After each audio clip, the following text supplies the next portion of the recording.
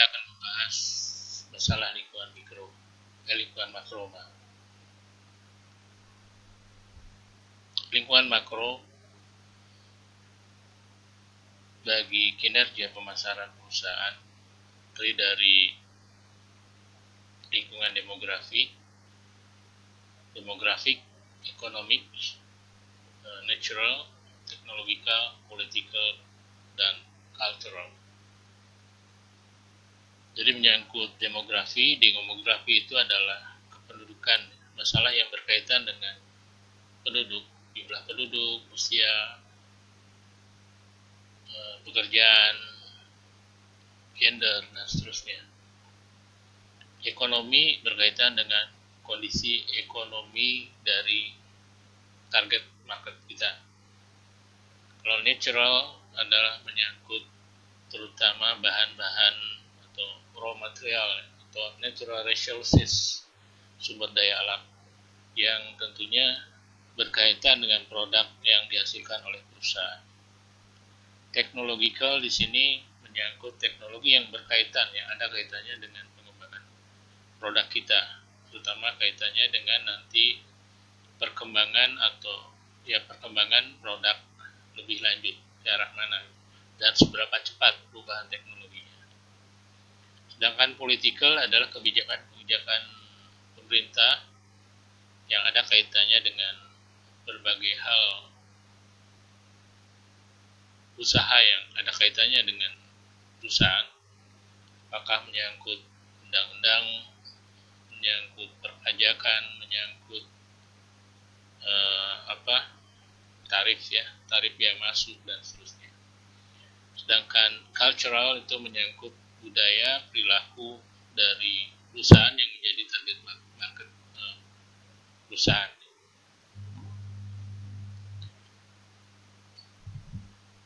Jadi gambaran lingkungan makro sebagai berikut.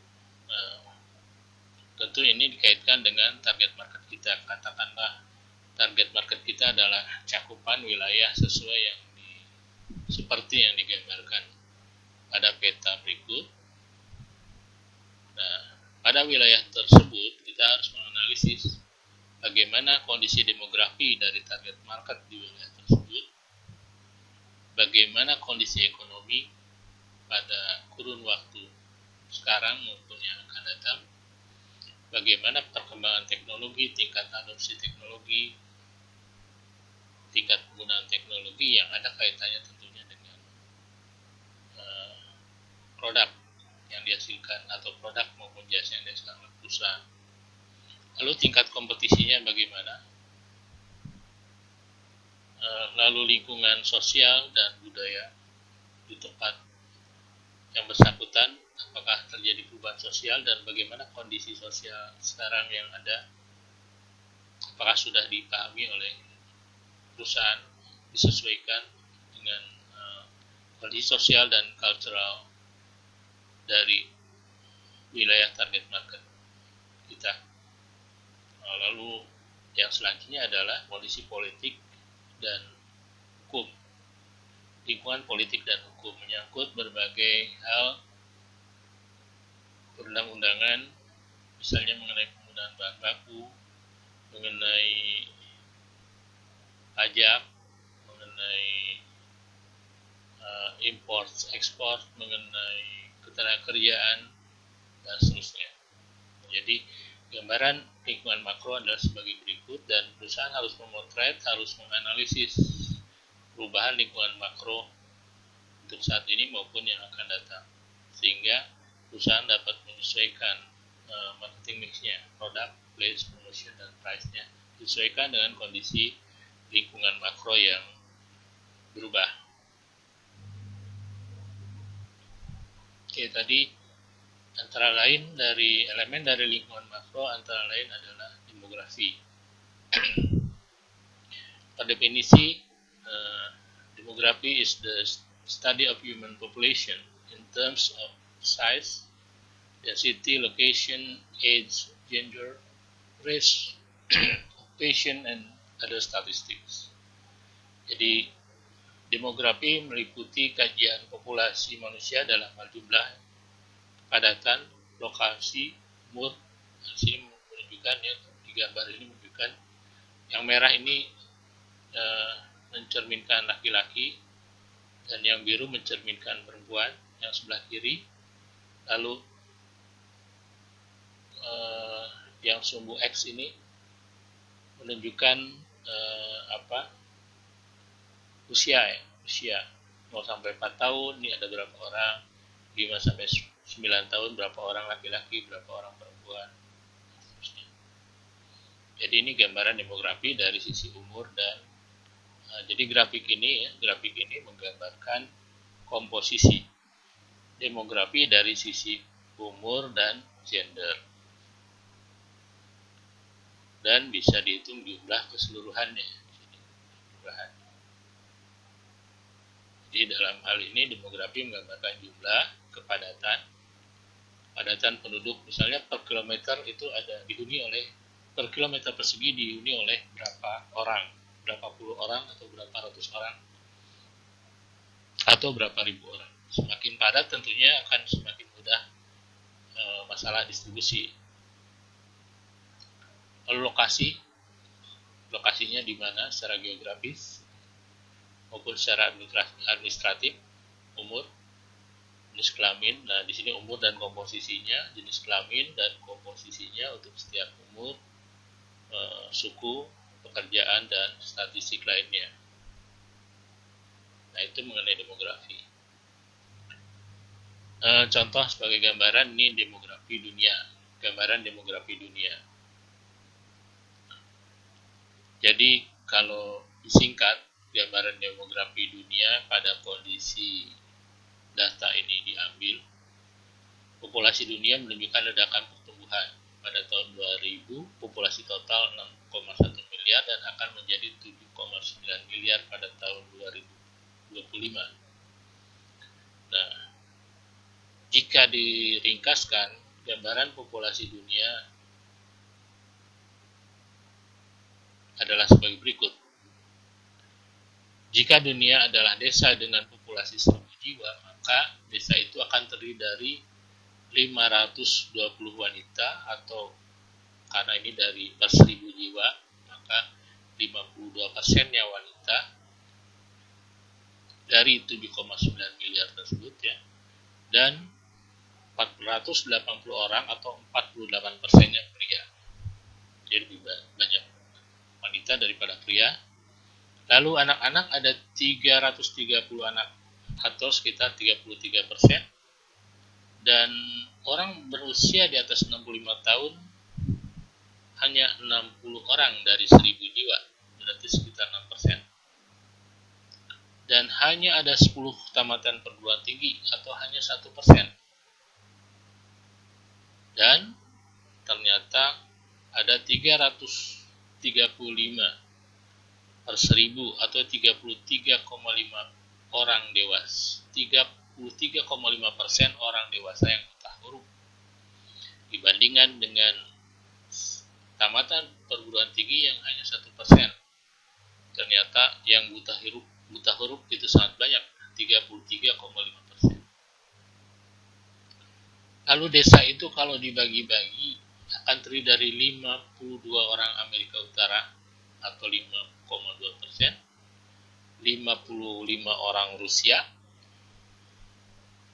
84 orang Amerika Latin atau 8,4%, 95 orang Eropa, 124 orang Afrika, dan 584 orang Asia atau sekitar 58,4% orang Asia. Berarti Asia kalau digabungkan ini termasuk mayoritas. Lalu mengenai komunikasi akan sulit karena 165 orang atau 16,5% akan berbicara bahasa Mandarin. 86 orang berbicara bahasa Inggris, hanya 8,6%. Lalu 8,3% berbicara bahasa Hindi, hampir seimbang dengan bahasa Inggris. Lalu 64% orang berbicara bahasa Spanyol, 58 orang berbicara bahasa Rusia, 37 orang bahasa Arab, dan sisanya berbicara 200 bahasa lainnya, termasuk diantaranya bahasa Indonesia. Jadi 20%, sekitar sisanya itu yang ada 200 bahasa lainnya. Lalu dari sisi agama, 329 orang Kristen, 178 orang Muslim, 45 orang ateis, 132 orang Hindu, dan seterusnya. Ini dari buku Kotler dan Keller edisi 12. Jadi ini gambaran demografi dunia. Dan tentunya kita juga bisa membuat gambaran mengenai suatu daerah yang menjadi target pasar kita secara spesifik. Misalnya satu kabupaten atau provinsi atau beberapa provinsi, tentunya datanya bisa diambil dari Badan Pusat Statistik, ya, BPS setempat. BPS ada BPS tingkat nasional pusatnya, ada BPS tingkat provinsi, dan ada BPS kabupaten dan kota. Nah, di sana kalau mengenai demografi biasanya tercantum secara cukup memadai, cukup detail. Lalu secara umum demografi dunia, kita lihat beberapa negara. Meksiko merupakan negara dengan populasi usia muda yang sangat besar. Jadi di Meksiko ini persentase usia muda itu sangat besar dibanding yang usia-usia dewasa atau usia-usia tua. Nah, sementara Jepang merupakan negara dan populasi usia tua paling besar di dunia. Jadi persentase orang tua di Jepang tuh paling besar di dunia. Nah, cuman populasi di Jepang hampir semuanya etnis asli. Sedang di Amerika merupakan kumpulan dari berbagai etnis sehingga dijuluki salad bowls. Karena jadi di Amerika ini kalau dilihat dari etnis, dilihat dari aspek sosial, aspek budaya beragam. Sementara kalau Jepang hampir sama, karena semuanya merupakan etnis asli, hampir semuanya. Nah, di Amerika ini 36% lulus perguruan tinggi. Meskipun demikian, masih ada yang buta huruf sekitar 10-15%. Nah, pada 2010 hampir 30% rumah di Amerika yang tinggali seseorang yang tinggal sendiri, dan 33% anak lahir dari orang tua tunggal. Nah, ini gambaran demografi dunia secara umum.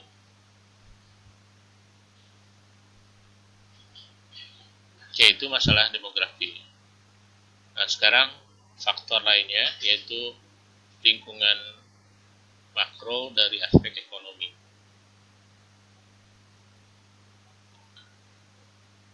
Economic environment is economic factors that affects consumer purchasing powers and spending patterns. Jadi merupakan faktor ekonomi yang berpengaruh pada kemampuan membeli dan pola konsumsi. Ya, beberapa indikator yang bisa dijadikan ukuran biasanya tingkat inflasi. Tingkat inflasi di suatu daerah, inflasi itu artinya rata-rata kenaikan beberapa harga secara rata-rata dalam suatu periode. Misalnya inflasi tahun 2019 di Indonesia adalah katakanlah 5%, berarti tingkat kenaikan harga-harga dari beberapa harga yang diperhitungkan itu sekitar 5%. Biasanya terdiri dari bahan pokok, bahan dan lain-lain. Beberapa harga yang mewakili secara keseluruhan. Lalu biasanya juga tingkat suku bunga. Nah, tingkat suku bunga ini kaitannya nanti dengan kemampuan kredit, ya, kemampuan kredit. Lalu persentase tabungan. Persentase tabungan juga ada kaitannya dengan nanti tingkat investasi yang bisa dilakukan. Semakin besar tingkat tabungan masyarakatnya, maka kemungkinan untuk membiayai investasi semakin besar juga, atau kemungkinan untuk memberikan kredit juga semakin besar. Lalu tingkat pengangguran dan pendapatan per kapita. Tingkat pengangguran dan pendapatan per kapita menggambarkan seberapa besar daya beli dari suatu wilayah, tingkat daya beli masyarakat di suatu wilayah secara umum. Lalu pertumbuhan ekonomi. Pertumbuhan ekonomi dari tahun ke tahun, misalnya berdasarkan tahun acuan, misalnya tahun 2019 katakanlah pertumbuhan ekonomi Indonesia sekitar 5, sekian persen, nanti naik 5, sekian persen dari tahun sebelumnya. Nah, kondisi ekonomi suatu negara atau suatu daerah yang jadi target pasar suatu perusahaan tentunya sangat berpengaruh, ya. Sangat berpengaruh, terutama menyangkut daya beli dari masyarakatnya, lalu kemungkinan perkembangan yang akan datang. Kalau melihat misalnya pertumbuhan ekonominya kuat, maka tentunya pertumbuhan penjualan produk di tempat tersebut juga akan meningkat. Lalu suku bunga yang kaitannya dengan pembelian secara kredit. Lalu tabungan kaitannya dengan pembiayaan investasi. Nah, di samping itu untuk perusahaan-perusahaan yang orientasinya ekspor, kita juga bisa melihat perusahaan yang jadi sasaran ekspor itu dia termasuk golongan ekonomi seperti apa. Secara umum dibagi 3. Ada negara-negara yang masuk industrial ekonomi atau ekonomi industri, itu negara-negara yang industrialisasinya sudah maju. Nah, jika ekspor ke negara tujuan seperti ini, maka negara seperti ini merupakan rich market for many different kinds of goods. Jadi merupakan pasar yang kaya untuk berbagai macam produk, ya, berbagai macam barang. Baik itu barang raw material yang akan dijadikan bahan baku dari negara industri tersebut, maupun barang-barang lainnya. Yang kedua, yang di bawahnya adalah subsistence economies. Jadi ekonomi subsistence, yaitu dengan cirinya rata-rata penduduknya consume most of their own agricultural and industrial output. Jadi mereka itu memenuhi kebutuhannya sendiri, baik secara pertanian maupun industri. Jadi mengkonsumsi output agriculture-nya maupun industrialnya. Sehingga negara tersebut peluang pasar menjual ke negara tersebut peluangnya kecil, atau offer few market opportunities, karena mereka itu tadi consume most of their own agricultural and industrial output. Jadi dikonsumsi sendiri, mereka menghasilkan, memproduksi baik pertanian maupun industri, tapi kebanyakan untuk dikonsumsi sendiri, dan hanya sebagian kecil yang diimpor dari luar. Lalu yang ketiga adalah developing countries atau developing economies, ekonomi yang sedang berkembang. Nah, untuk ekonomi yang sedang berkembang, termasuk Indonesia, negara-negara yang sedang berkembang, meskipun sekarang kelompok G20 telah masukkan Indonesia sebagai negara maju gitu ya, tapi baru-baru ini gitu ya, sebetulnya Indonesia masih masuk developing economies. Nah, ciri dari developing economies itu dari aspek daya tarik ekspor negara lain itu offer outstanding marketing opportunity for the right kind of products. Jadi menawarkan peluang pasar yang sangat baik untuk produk-produk yang sesuai, karena negara ini sedang berkembang. Tentu negara yang sedang berkembang biasanya membutuhkan barang-barang modal, mesin atau barang-barang yang belum bisa diproduksi sendiri, seperti kendaraan atau barang-barang teknologi yang belum bisa dihasilkan sendiri, atau barang setengah jadi yang merupakan work in process atau yang akan diproduksi, yang akan diolah lebih lanjut di negara tersebut. Nah, itu lingkungan makro dari aspek ekonomi,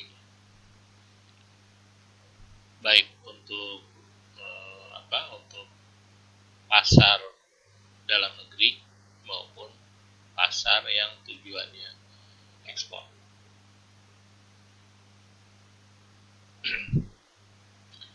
Selanjutnya, lingkungan makro yang menyangkut sumber daya alam. Jadi sumber daya alam atau natural environments itu involves natural resources that are needed as inputs by marketers or that are affected by marketing activities. Jadi mencakup sumber daya alam yang dibutuhkan atau dipengaruhi oleh perusahaan dalam aktivitas pemasarannya.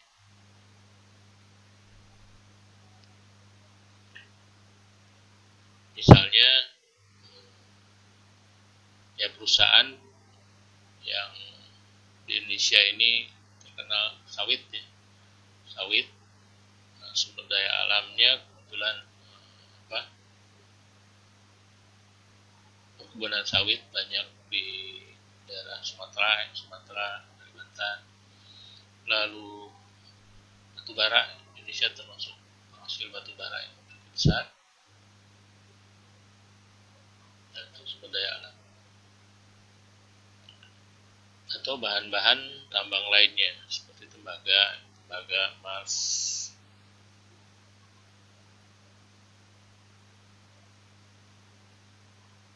atau juga bahan-bahan lainnya. Nah, beberapa kecenderungan dan sumber daya alam tentunya makin lama makin langka, terutama untuk yang tidak terbaharukan, tidak bisa diperbaharui, seperti batu bara yang kalau sudah digali ya sudah tidak bisa bertambah lagi, atau bahan bakar minyak sama seperti itu. Ya, barang-barang tambang itu tidak terbaharui, termasuk yang tidak terbaharui dan makin lama semakin langka. Lalu masalah polusi ini menjadi isu juga.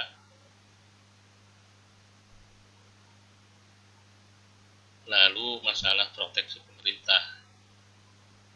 Kebanyakan pemerintah memproteksi agar sumber daya alam itu sedapat mungkin memiliki nilai tambah di negara sendiri, jadi tidak diekspor secara mentah. Lalu kaitannya dengan lingkungan, maka perusahaan harus berorientasi pada strategi yang ramah lingkungan.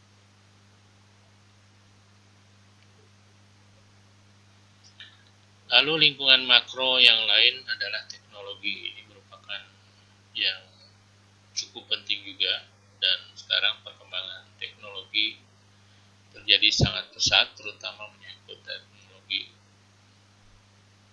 informasi dan komunikasi.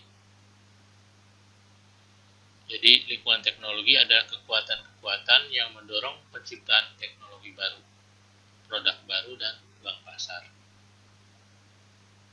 Jadi technological environment are forces that create new technologies, creating new product and market opportunities. Nah, perusahaan yang tidak tanggap dan adaptif dengan teknologi baru, produknya akan ditinggalkan konsumen pada umumnya.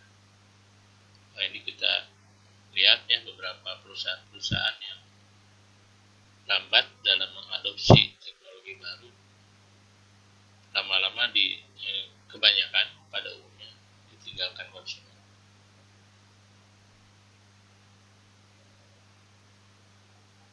Perusahaan juga harus tahu dan patuh terhadap semua ketentuan pemerintah yang berhubungan dengan penggunaan teknologi dan produk baru. Jadi teknologi dan produk baru jika dari luar negeri, nah itu ada ketentuan-ketentuan dan peraturan pemerintah yang mengatur masalah penggunaan maupun penjualan teknologi dan produk baru tersebut.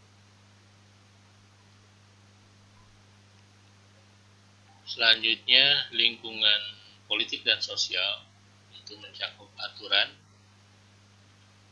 hukum, lembaga negara, kelompok penekan yang mempengaruhi atau membatasi organisasi dan perorangan. Nah, ini tentu yang berkaitan dengan perusahaan, seperti tadi aturan mengenai ekspor bahan baku atau aturan mengenai import bahan-bahan teknologi atau barang-barang mewah.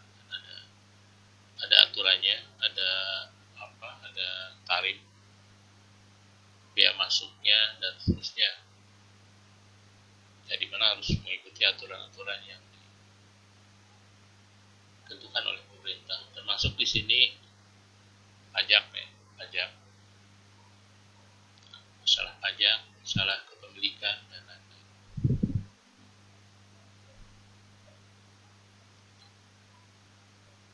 Lingkungan makro yang lain adalah culture, masalah budaya.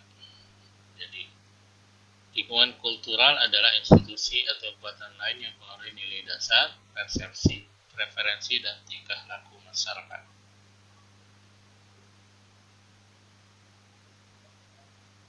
Nah, di sini dibagi ada kepercayaan dan nilai-nilai inti dan kepercayaan dan nilai-nilai sekunder. Kepercayaan dan nilai-nilai inti itu diturunkan oleh orang tua, biasanya diperkuat di sekolah, agama, suku, bangsa, dan perusahaan. Nah, nilai sekunder adalah nilai yang lebih mudah berubah dari kepercayaan dan nilai-nilai inti tersebut. Jadi nilai inti itu ada yang sulit untuk dirubah, terutama menyangkut agama, gitu ya, menyangkut kepercayaan. Tapi ada juga nilai-nilai yang bisa dirubah, menyangkut perilaku-perilaku yang misalnya untuk lebih bisa lebih produktif dan seterusnya, itu bisa dirubah atau menyesuaikan dengan kondisi, lebih mudah disesuaikan dengan kondisi tantangan zaman.